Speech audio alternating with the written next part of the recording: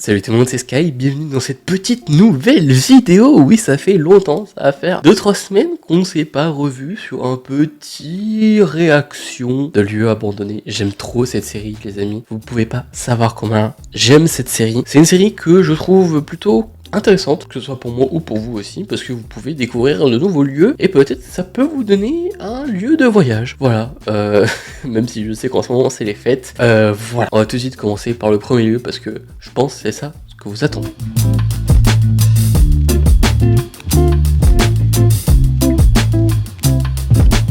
Premier lieu qui était abandonné, un village de pêcheurs abandonné sur le fleuve Yangtze en Chine. Alors ça, je trouve ça trop stylé et ça je pense que je vais pas arrêter de le dire durant toute la vidéo et durant toute la série concernant les lieux abandonnés. C'est comment la nature reprend ses droits sur l'humain quand il n'y a plus aucune trace de lui. Et je trouve ça magnifique et vraiment là c'est juste trop beau. Là, on voit que ça fait, allez, peut-être 100 ans, on va dire ça, à peu près, vu comment c'est bien repris, après 100 ans qu'il n'y a plus aucune trace d'humain ici. Et franchement, je trouve ça magnifique. Et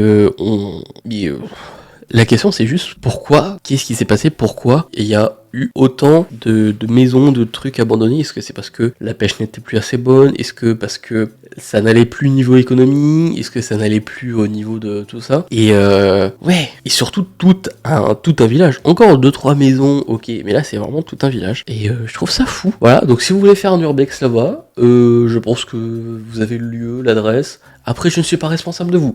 Donc, si vous voulez y aller, libre à vous. Maison sur le sentier Kerry Way en Irlande. Là, pareil, on dirait plus genre des constructions de films, vu comment c'est fait, genre un peu comme la maison des Hobbits, un truc comme ça. Et vraiment, on dirait que c'était abandonné après le tournage. Et je trouve ça fou aussi. Mais du coup, on voit que vraiment, genre, que t'aies une maison, que t'aies un machin, s'il y a la nature qui veut reprendre ses droits, elle les reprendra automatiquement. Mais là, ouais, est-ce que c'était une ancienne maison d'époque et avec le temps le toit s'est dégringolé, la pierre aussi, et donc du coup la nature a pu s'agrandir, ou est-ce que c'est vraiment quelque chose qui est construit par l'homme actuel et abandonné? Voilà. Mais franchement, je trouve ça juste trop beau comment la nature. Juste, voilà, j'ai envie de faire des urbex là-bas et je pense aussi c'est pour moi pour me dire ok, pourquoi peut-être pas faire un urbex là-bas. Mais je trouve ça fou, vraiment. Monastère abandonné en Allemagne. On voit, en vrai, ça peut être.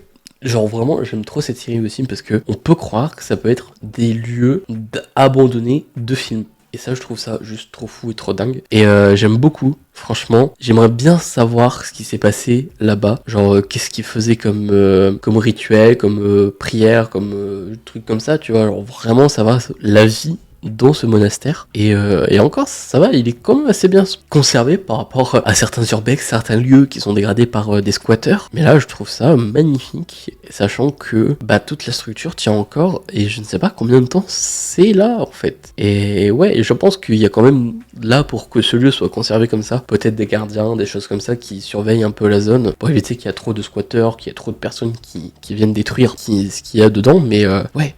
C'est juste magnifique et voilà, que dire de plus. Continuons à conserver ce genre de choses, vraiment. Entrée d'une mine abandonnée en Suède. Les mineshaft. Pour ceux qui ne savent pas, c'est des mines abandonnées dans Minecraft. Et voilà, j'ai trouvé ça très drôle de faire un parallèle aussi avec le trailer qui est sorti il y a peut-être 2 semaines de cela au moment où on voyait cette vidéo. Et je trouve ça juste trop fou. Vraiment, dire qu'il y a eu des gens qui sont allés sous terre pour aller récupérer du minerai, surtout du charbon, que ce soit dans le nord ou dans d'autres pays, qu'ils ont eu besoin de ce charbon pour nourrir, faire chauffer et mettre l'industrie au plus haut, vraiment, en termes de technologie grâce au charbon. Là, je pense pas que j'irais m'aventurer. Tu vois, dans Minecraft, ça me dérange pas, j'ai ma petite torche, tout ça. Là, à tout moment, c'est ta vie qui est en jeu. Tu peux décéder parce qu'il y a un éboulement, il y a un machin, il y a du grisou. Et ouais. Non, franchement, je trouve ça trop fou. Et peut-être un jour, on fera des vlogs urbex dans des genres de mines comme ça. Je ne sais pas. Mais moi, je pense que ça peut être très cool. Et faire de l'urbex, c'est la première fois que j'en ferai. Et ce sera une très bonne expérience. Dites-moi si vous en voulez. Ou faites-le moi savoir. Avec les likes, partages et surtout en commentaire. Cabane de pêche abandonnée sur un lac en Allemagne. Là aussi, je trouve ça fou. T'es là en mode, il y a un mec qui s'est baladé dans tout toute l'Allemagne ou dans tout le monde entier, qui s'est dit, ok, là, on a des montagnes, on a un petit lac, un petit endroit cosy, hein, cosy. Et bah tiens, j'ai installé ma maison. Alors, je pense que le lac n'était pas aussi haut au moment où lui s'était installé.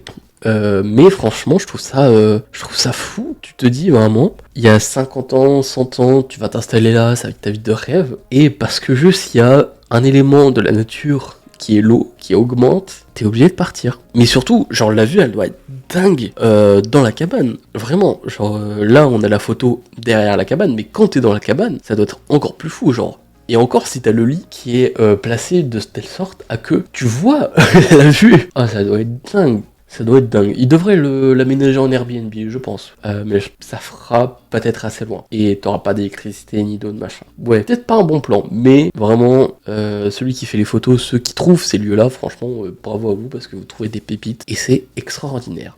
Voilà, je t'ai abandonné en Floride aux USA. Là aussi, ça revient au truc de le sur l'eau, quoi. Genre la cabane de pêcheurs, vraiment. Tu te dis qu'il y a des humains, ils ont construit ça pour je ne sais quelle raison, pour je ne sais quel truc. Mais là, franchement, on dirait juste c'est généré par une IA, en fait. Mais non, la photo existe, le lieu existe. Alors, je ne sais pas où elle se trouve actuellement, mais vraiment, je trouve ça magnifique. Et est-ce que c'est fait exprès au moment où il a pris la photo, il y a eu du brouillard, donc la photo est encore plus magnifique, ou est-ce que c'est vraiment tout le temps comme ça et ça fait que il y a cette petite atmosphère qui te laisse être seul au monde et ouais, mais surtout aussi loin. Alors je sais pas du tout si là où le mec prend la photo il est au niveau du rivage ou il est un peu plus loin sur le pont, ou est-ce que vraiment t'as les rivages et c'est vraiment à 20 mètres, tu vois. Mais ouais, ça me fait penser un peu aux hôtels à Tahiti ou à Hawaï qui sont sur pilotis et tu marches comme ça sur l'eau et t'as la vie marine qui se passe en dessous, que je trouve très beau. Mais là ouais, franchement ceux qui ont construit ça, chapeau à vous, parce que du coup il faut ramener les poteaux, les machins, mais le lieu il devait être incroyable. T'imagines, tu faisais ta réunion du jour avec ton patron sur ce petit ponton, mais t'étais le roi du monde, t'avais personne qui pouvait te faire chier, quoi. Ah, franchement je trouve ça magnifique et juste beaucoup trop beau, quoi. Bravo à vous. Parc d'attractions abandonné Berlin en Allemagne. C'est dommage, on n'a pas le lieu où il se trouve, mais franchement, vous savez, je suis fan de parcs d'attractions. Tous les vlogs concernent les parcs d'attractions. Là, notamment, j'ai sorti 2 parties à Efteling. Allez les voir, franchement, allez-y. C'est, je pense, pas l'un de mes meilleurs vlogs, mais l'un de mes meilleurs parcs. Rapport qualité-prix, visite. Voilà. Mais là, ce parc-là, il a l'air vraiment très vieux. Genre, c'est un parc peut-être avec des années 50, voire 70, un truc comme ça, tu vois. Vu comment le dinosaure, genre, il y avait absolument tous les parcs avaient presque des dinosaures dedans. Mais surtout, ce qui me fait dire ça, c'est la grande roue qui n'est pas, la norme sécuritaire de d'habitude. Genre, vraiment, tu vois que c'est pas une roue moderne, entre guillemets. Une grande roue moderne. Mais ouais. Tous les parcs, je vous dis presque tous les parcs de l'époque de ces années-là, avaient presque une partie qu'avec des dinosaures. Vraiment. Et je trouve ça encore plus fou. Et ouais, j'aimerais aussi visiter, si ce serait possible un jour dans ma vie, faire un urbex dans un parc d'attractions abandonné. Mais avec, du coup, le gérant qui serait d'accord pour que je le fasse, tu vois, pour pas éviter d'être dans l'illégalité. Et non plus être dans le mode, je le fais ça parce que je veux ça, tu vois. Je veux aussi apporter une touche un peu historique du parc et aussi une touche visuelle du parc, et de le filmer dans un genre de conservatoire, tu vois, un peu comme fait Ina avec toutes les vidéos d'époque. Là ce serait moi, mais dans un parc, pour vraiment immortaliser le truc, et je pense que ça va être très cool. Mais faut trouver, et il faut que aussi la personne soit d'accord. Pareil avec les autorités. Mais ouais, là je peux vous dire, c'est un power raid coaster, voilà. Le mec qui fait trop le connaisseur alors que pas du tout. Mais en plus la déco de cette attraction là a l'air plutôt stylée. Un peu psychédélique d'époque, mais très stylé. Vraiment, c'est dommage qu'on n'a pas le lieu, parce qu'en vrai, je pense que j'aurais peut-être pu y aller et faire un vrai urbex comme je vous ai dit, mais ouais. Pour l'instant, vous gardez les lieux secrets, faut quand même les conserver sans leur faire de mal et sans faire de dégâts dedans. Voilà. Une maison de campagne abandonnée. Celui-ci, je crois que je l'ai sélectionné parce que au moment où j'avais fait du coup les recherches pour cette vidéo-ci, ça me faisait beaucoup penser à la maison / manoir du comte de Monte Cristo. Et je pense que c'est pour ça aussi que j'ai choisi, parce que ça me fait beaucoup penser à ça. Et surtout que c'est immense, c'est grand, et tu te dis mais qui va acheter ça, et de ce qu'on peut voir sur la photo, on a l'impression que genre le manoir il est sur une falaise, genre vraiment t'as rien autour. Et je trouve ça encore plus dingue, et on pourrait presque croire que c'est genre un élément de décor d'un film, encore une fois, et je trouve ça fou. Pareil, peut-être pourquoi faire un urbex là-bas.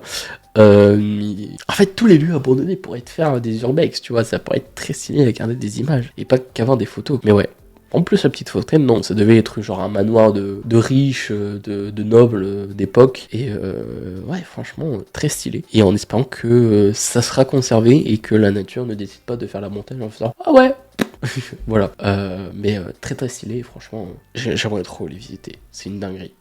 Voie de chemin de fer abandonnée à Lebanon, dans le Missouri, USA. Mais ouais, là, bon, je sais pas si c'est réel, si c'est fait exprès ou pas, mais je trouve le décor très stylé. Surtout avec ces couleurs-là, le rouge, le orange, je le trouve trop stylé. Et franchement, j'ai envie de faire des photos badass, tu vois, genre en mode nouvelle collection, machin, tranquille, tu vois. Mais non, je trouve ça très stylé. Et ouais, je pense qu'il a un peu poussé sur la colorimétrie un petit peu. Il a fait celui-là. Ah, je sais pas. Parce que des pierres rouges un peu comme ça, ou des feuilles un peu rosâtres. Ouais, je sais pas. Mais franchement, très stylé les photos. Et je pense, oui, il a dû un peu pousser certaines colorimétries pour que ça rende un peu comme ça. Mais juste très stylé. J'aime beaucoup. Vraiment, s'il y a des lieux comme ça en France, j'aimerais aussi bien les prendre en photo et faire un urbex pour... Tout est fait pour un urbex. Vraiment. Domaine de philosophie. Eveline.